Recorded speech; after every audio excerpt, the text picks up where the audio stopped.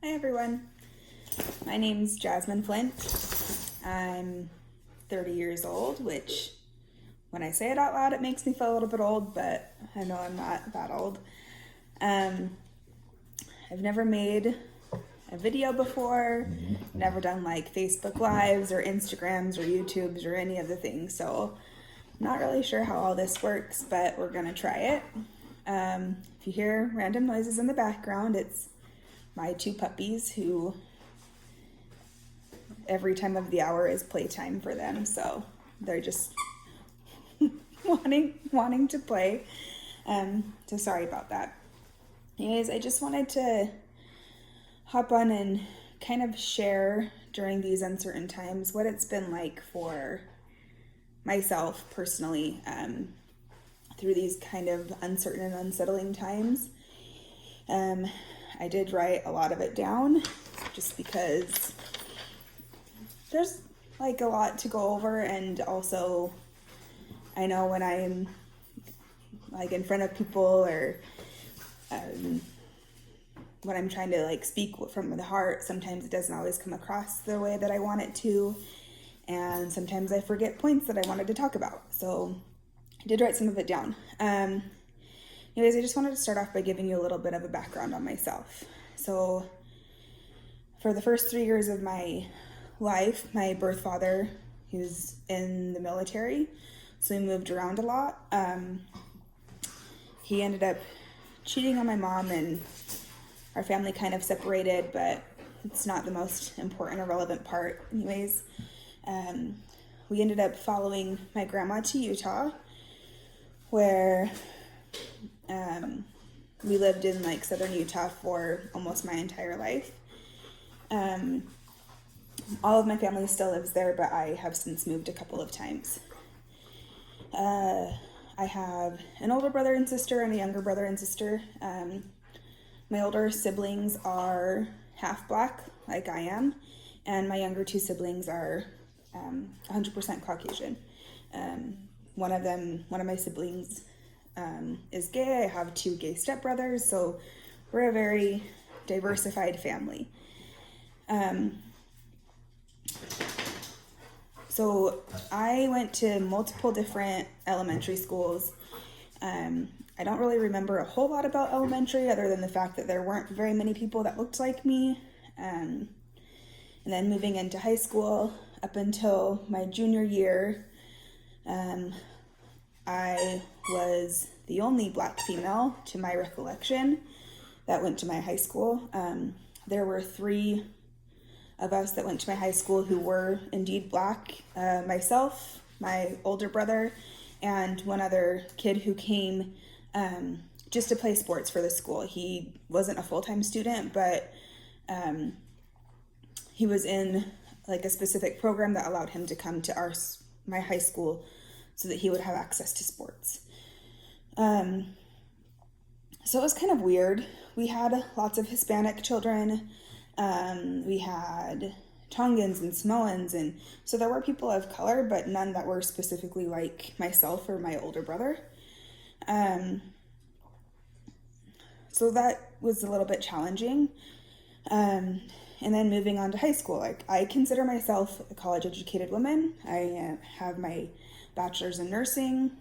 I went to what I believe to be a pretty dang good school, all thanks to my mother, who, even though she was a single parent, she did end up getting married to whom I consider my dad.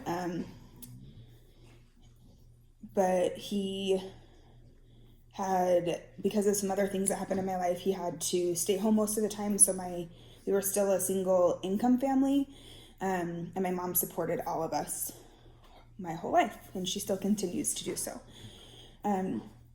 I would like to say that I am very blessed in the fact that my mom was able to pay for my college, so I came out of college without any student loans. Most people cannot say that, and I am very, very grateful for her and to her for all that she was able to do for not only myself but my siblings. Another thing that she did for the entire community was growing up, while my brother and I were in high school, we like to say that my brother, had a habit of bringing home stray children. I know that doesn't sound very nice, but we always called them stray kids because they just came out of nowhere. All of these kids, or at least a lot of them, did actually have homes where they could live. They just preferred to live at my house because my mom was warm and open and inviting, and anyone who was ever in need of anything knew to come to my parents. They came to Mom and Pop's, because I don't think anyone actually knows my mother's name, which is Susan, and I'm certain that nobody knows my dad's name, Royal, because he's just been Pops my whole life. Anyways, it's kind of my background. So sorry about the dogs. Growing up, I don't think I really realized that what was happening were racial comments and racial slurs and things like that against me. I just thought that was growing up. We were one of the very few biracial families in my hometown of St. George, Utah. And because we were so diverse and we always had extra people coming to stay with us, we were like very diverse. There were a lot of stares. We would go out to dinner in public and they would see my white mom and my white dad and my two younger white siblings. And then they would see myself and my older brother and my older sister, who is darker than I am, with her redheaded husband, or my like 6 Tongan or Samoan brothers who had just happened to show up because they decided to live with us for that week. And people would just stare. They'd stare and wonder how we all fit together. How does that work? Where did you get these children from? How do I get children like them? So kind of our go-to was to just look and wave, draw attention to it because we didn't know what else to do. One of my earliest memories of racism that has followed me, you guys, stop it. Sorry. I was in 5th grade, and one of the popular boys decided to nickname me Gorilla because of the color of my skin and because I had black hair on my arms, and he didn't. That night I went home and shaved for the first time in my life.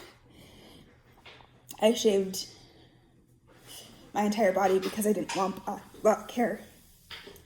I didn't want to be a gorilla. I didn't think that gorillas could have friends or that they could be valued in life at all. And I didn't want that for myself. Oh, sorry.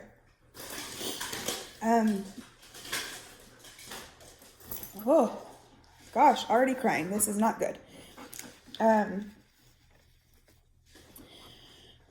Once I was old enough to drive,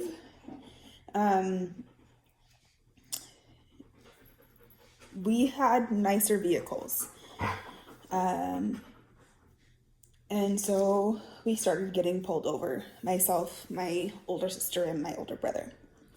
I remember once I was following with like a bunch of my high school friends. We were all driving our own separate vehicles, going 35 and a 30, which, yes, I was speeding. I was going 5 over the speed limit, and I accept that. What I don't accept is the fact that there was about 10 cars, and I was the only one who was pulled over. And I was also the only one who was of my skin tone.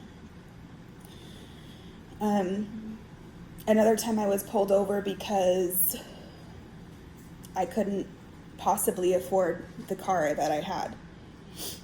because who of my social status and of my complexity could afford a convertible car?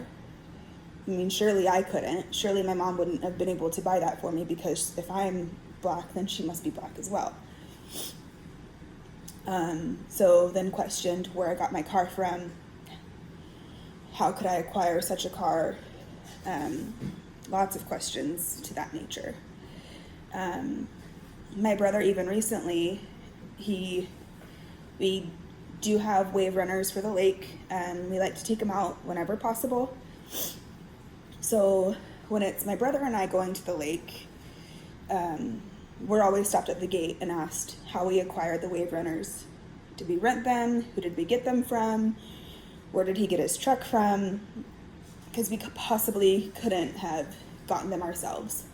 But then when my mom is with us, he's never questioned, because there's a white woman in the vehicle. And this is nothing against my mom. I mean, she is the most beautiful woman I have ever met in my entire life. Nobody will ever be as amazing as she is. But it's interesting when you have someone who is white in the vehicle with you, the difference that it can make.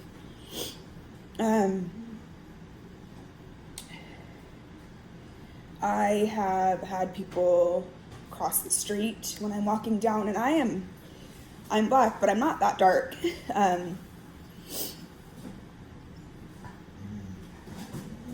But I'm dark enough that people feel the need to cross the street for their own safety,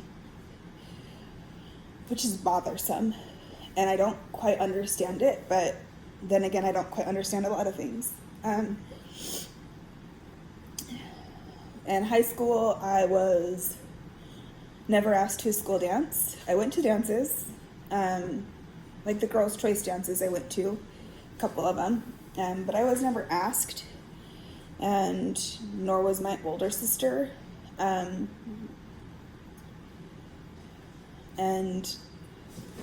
I was always kind of surprised, because I always did the things that I would think would get you an ask, like senior varsity cheerleader. I think that would count for a little bit, but it doesn't when you're of my skin tone.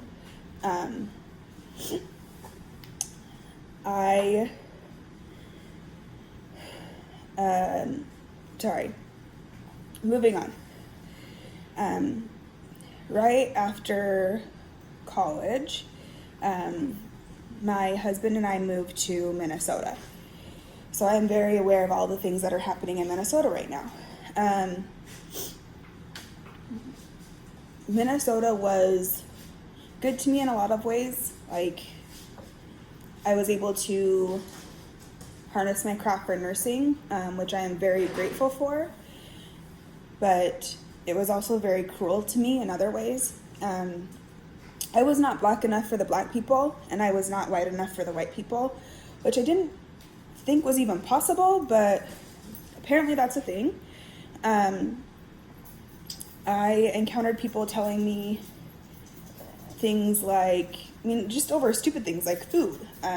Like, that's not how you eat chicken wings. Obviously, you were raised by a white woman, because chicken wings are not eaten like that. Or, well, obviously you like orange soda or grape Kool-Aid. For the record, I like those things, not because I'm Black, but because they're delicious. Fun fact, not all Black people like collard greens. I am one of them.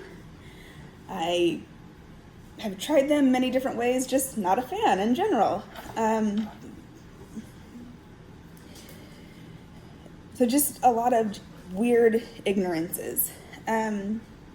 One thing that I really had a hard time with was, even though I was given an opportunity to work for a company that has made great advances for heart failure and cardiac patients in general, the company has a long way to go in order to progress as far as social injustices.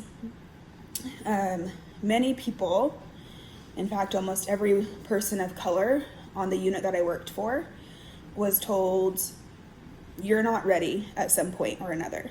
And I personally heard it, I felt it, I talked to my other colleagues about it, and the You're not ready is another way of saying you're Black and we don't trust you yet.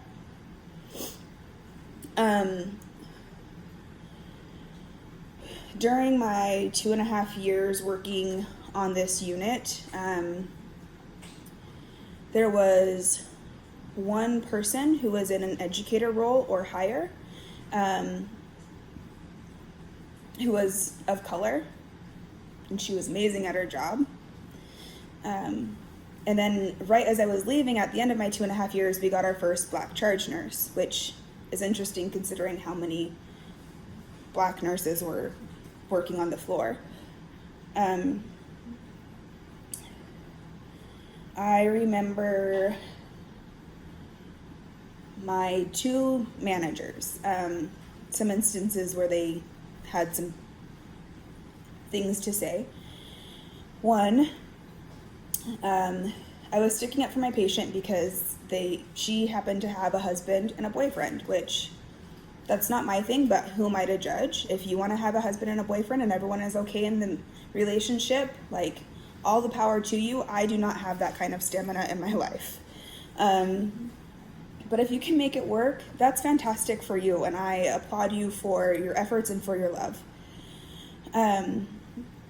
But the comment that my manager made was, oh my gosh, they have a boyfriend and a husband?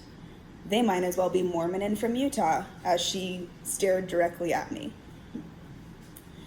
Another comment by my other manager was, as she was walking out of her office and down the hall, my hospital serves a large Somali community, and if you have never had their food, I promise you will not be disappointed because it's amazing.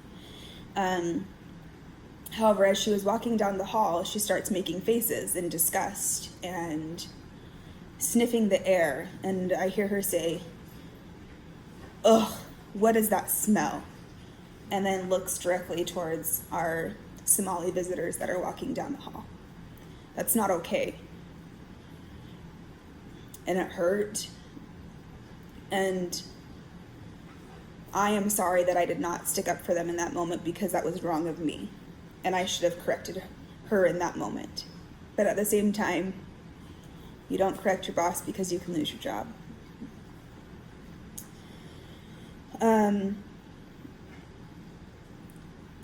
What else? I was given multiple white supremacy patients with swastikas on their arms. It was not anything to be hidden. They were very open about their beliefs.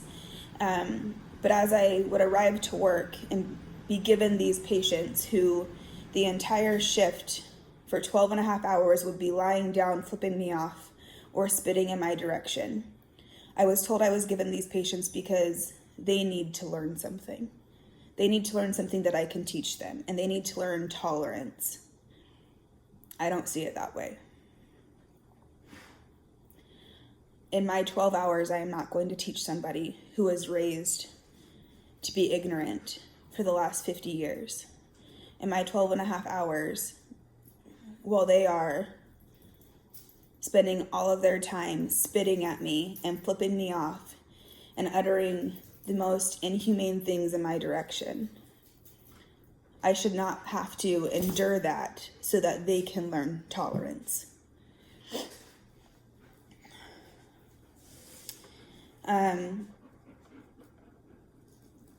One of my very first instances as a nurse, I was given a patient who was white and privileged and racist. He was going through a bit of a mental breakdown in the moment, and I asked security to come in with me so that I could take some vital signs and just change a saline bag, just give the patient a little bit of fluid. Security said that they would come in with me, so I thought that I would be safe. On my way into the room, the patient freaked out, picked me up in both arms, and threw me into the closet. I looked at the security guards in disbelief because there were 4 standing there who all looked at me and said, "I'm sorry, the patient's not armed. We can't do anything about it," and walked away.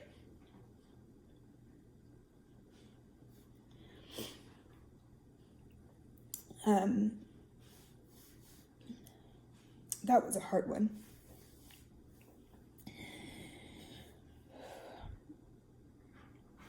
I have heard many of my patients and coworkers say, "Well, I'm not racist. I have Black friends."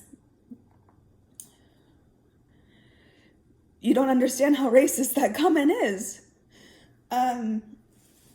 Just because you know somebody of a different ethnicity or a different gender or a different social status does not mean that you don't have anger in your heart towards these people. That has nothing to do with how you feel towards somebody else. I have white friends. I have Asian friends. But does that mean that I am associated as an Asian person just because I have Asian friends? Like, you're not one of the brothers just because you have a Black friend. It doesn't work that way.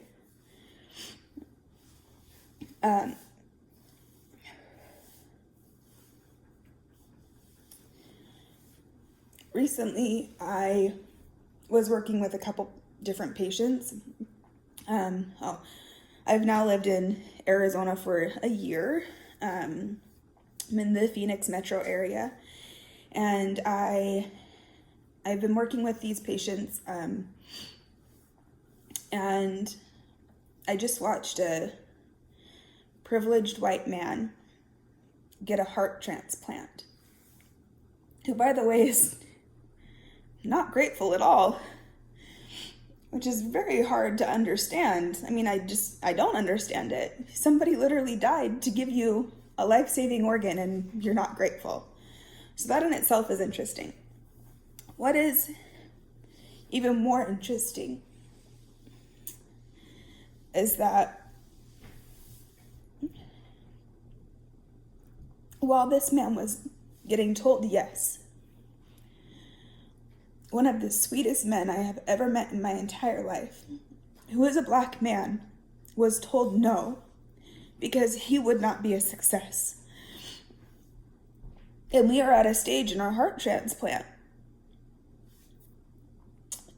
program where all of our patients have to be a success, which I understand.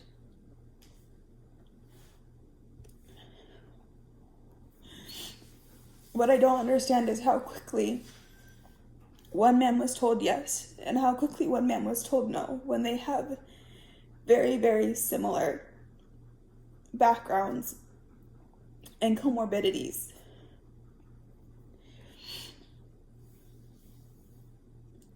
And yet the Black man was still denied and still as gracious as ever for even being given the opportunity to be considered. Whew, sorry, I know this is long.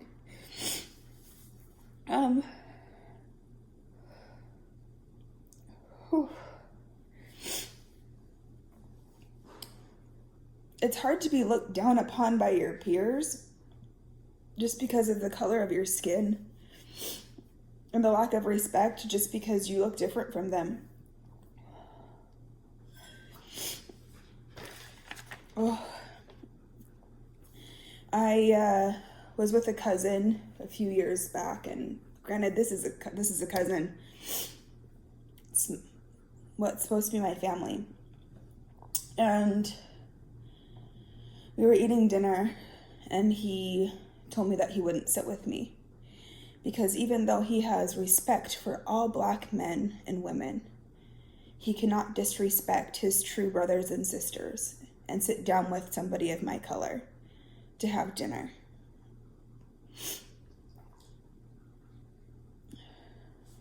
How does a family member say that to you and think that it's okay?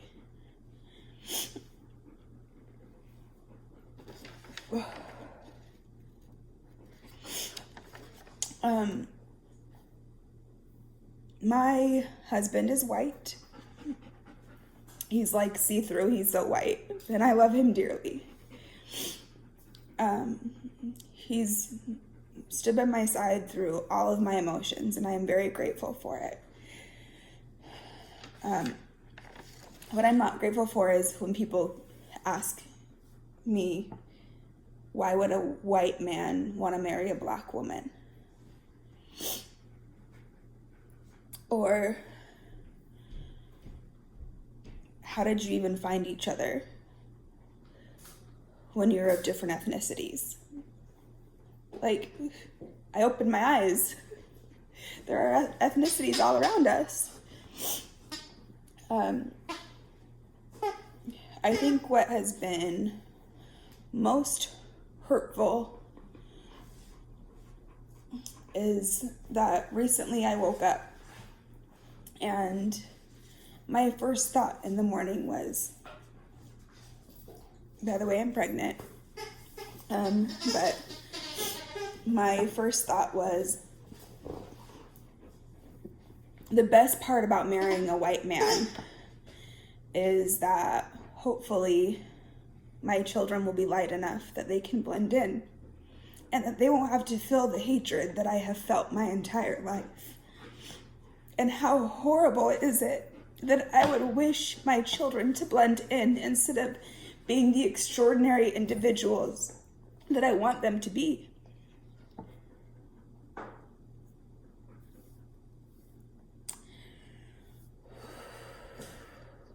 Whoa.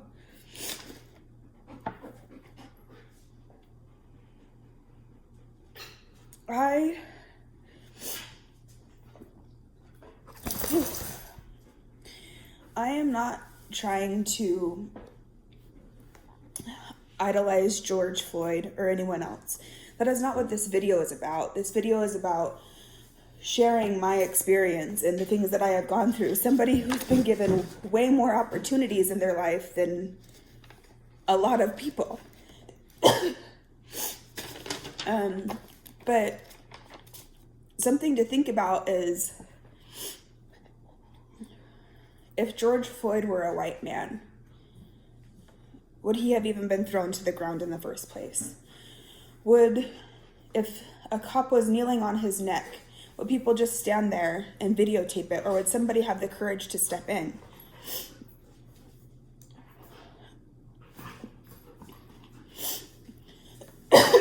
Would have his voice been heard when he said, "I can't breathe"?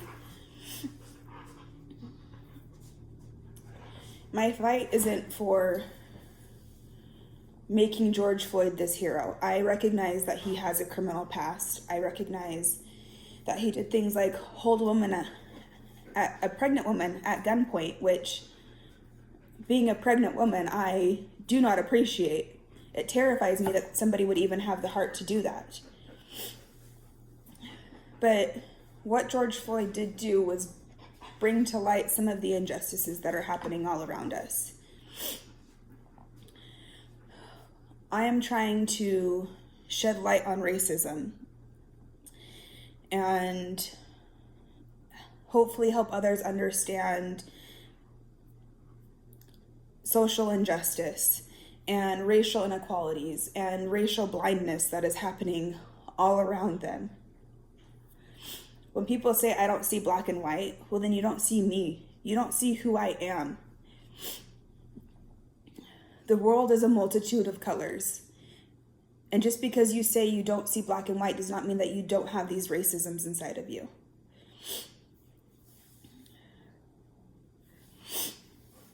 I'm trying to shed light so that hopefully my daughter does not have to grow up in a world where she feels the hatred and she is brought down because of the color of her skin or the color of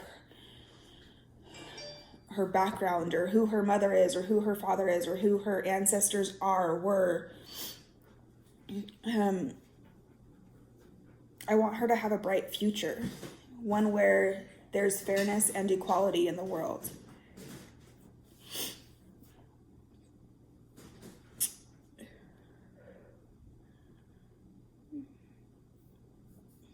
I want her to know the love that the world has to offer and not the hatred. Because my life matters and her life matters. And Black lives matter.